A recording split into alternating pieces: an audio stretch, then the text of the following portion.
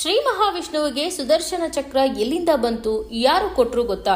ಈ ವಿಡಿಯೋದಲ್ಲಿ ತಿಳಿಯೋಣ. ಮೊದಲು ನಮ್ಮ ಪೇಜ್ ಫಾಲೋ ಮಾಡಿ. ದೇವರಾದರೂ, ರಾಕ್ಷಸರಾದರೂ, ಮನುಷ್ಯರಾದರೂ ಅಷ್ಟೇ ಅಲ್ಲ, ಶ್ರೀ ಮಹಾವಿಷ್ಣುವಾದರೂ ಪೂಜಿಸುವುದು ಒಬ್ಬರನ್ನೇ, ಅದೇ ಶಿವನನ್ನ. ಅಸುರರು ಆಕ್ರೋಶದಿಂದ ಧರ್ಮವನ್ನು ನಾಶ ಮಾಡುತ್ತಿರುವಾಗ ಅಂತಹವರನ್ನು ನಾಶ ಮಾಡಲು, ಧರ್ಮ ರಕ್ಷಣೆಗಾಗಿ ವಿಷ್ಣುವಿಗೆ ಒಂದು ಅತ್ಯುನ್ನತ ಆಯುಧ ಬೇಕಾಗುತ್ತದೆ. ಶ್ರೀ ಮಹಾವಿಷ್ಣುವು ಶಿವನಿಗೆ ಪರಮ ಭಕ್ತನು. ಒಂದು ದಿನ ಶಿವನಿಗೆ 1008 ಕಮಲಗಳನ್ನು ಅರ್ಪಿಸುವೆನೆಂದು ಭೂಲೋಕವೆಲ್ಲ ತಿರುಗಾಡಿ 1007 ಕಮಲಗಳೊಂದಿಗೆ ಕೈಲಾಸಕ್ಕೆ ಬರುತ್ತಾರೆ.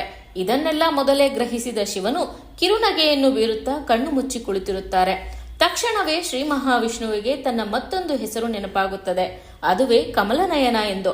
ತನ್ನ ಹೆಸರನ್ನು ನೆನೆಯುತ್ತಾ ಕಮಲದಂತಿರುವ ತನ್ನ ಕಣ್ಣನ್ನು ತೆಗೆದು 1007 ಹೂಗಳ ಜೊತೆಗೆ ಒಂದು ಕಣ್ಣನ್ನು ಸೇರಿಸಿ 1008 ಹೂಗಳೆಂದು ಅರ್ಪಿಸುತ್ತಾರೆ.